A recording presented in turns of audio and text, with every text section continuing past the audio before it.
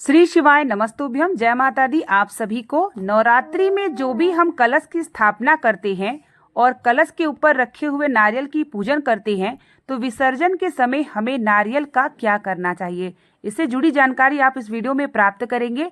तो वीडियो को लाइक और कमेंट में जय माता दी का नारा जरूर लगाइएगा। जब भी हम नवरात्रि में कलश की स्थापना करते हैं और कलश के ऊपर नारियल को रख के चुनरी से लपेट के करके और सभी देवी देवताओं का आवाहन करके पूजन करते हैं, और प्रतिदिन हमारे नारियल की भी माता रानी के साथ साथ पूजन होती है।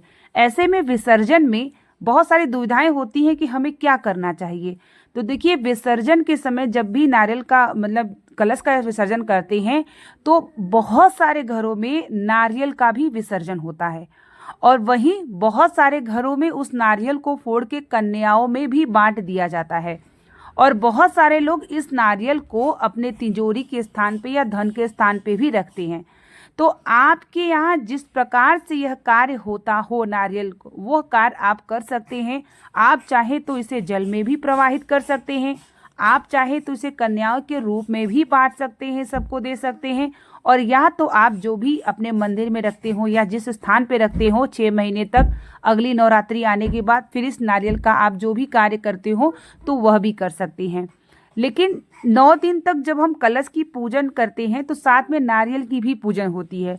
तो बहुत सारे घरों में ऐसा होता है कि कलश को जब हम ऊपर नारियल की पूजन कर लेते हैं तो उसे प्रसाद के रूप में ग्रहण नहीं करते हैं, उसे विसर्जन कर देते हैं।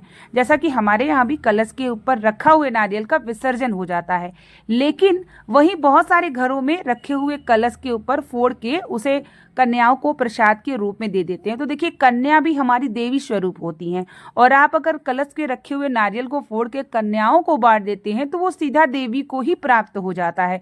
तो वह भी आप कार्य कर सकते हैं।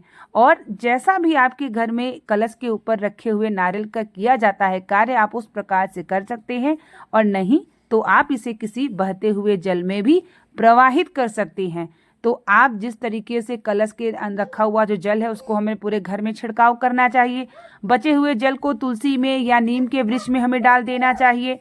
जो भी हम चावल रखते हैं कटोरी के ऊपर उसे पक्षियों में डाल देना चाहिए।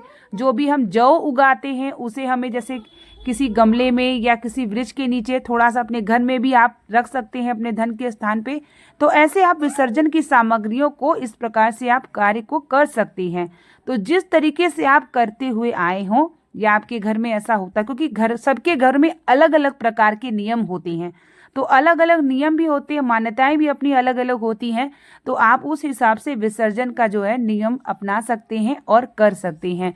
तो जिस प्रकार से हम पूजन करते हैं उसी प्रकार से सही रूप में हमें विसर्जन भी करना चाहिए, जिससे विसर्जन में कोई गलतियां ना हो और उसका जो है विसर्जन सही ढंग से हो, सही नियम से हो। तो इस बात का आप ध्यान रखिएगा, क्योंकि नवरात्रि नवमी समाप्ति है और अब विसर्जन का समय आ चुका है। तो विसर्जन में आप यह सभी कार्य को देखते हुए जैसे भी आप अभी तक करते आए हो आप उस तरीके से भी कर सकते हैं। और नारियल को जिस प्रकार से आपके यहाँ कलश के रखा हुआ नारियल का इस्तेमाल होता है आप उस प्रकार से कर सकते हैं। तो आप चाहे जल में प्रवाहित करें या कन्याओं को प्रसाद के रूप में बांटें, या तो आप इसे अपने घर के मंदिर में स्थान पे रख सकते हैं। तो उम्मीद करेंगे कि वीडियो आपके लिए हेल्पफुल होगी। तो बने रहिए मेरे चैनल में, पूजा पाठ की जानकारी आपको इस वीडियो पे चैनल पे प्राप्त होती रहेगी। तो मिलते हैं एक नई वीडियो और एक नई जानकारी के साथ। तब तक के लिए आप सभी को जय माता दी। श्री शिवाय नमस्तुभ्यम। हर हर महादेव।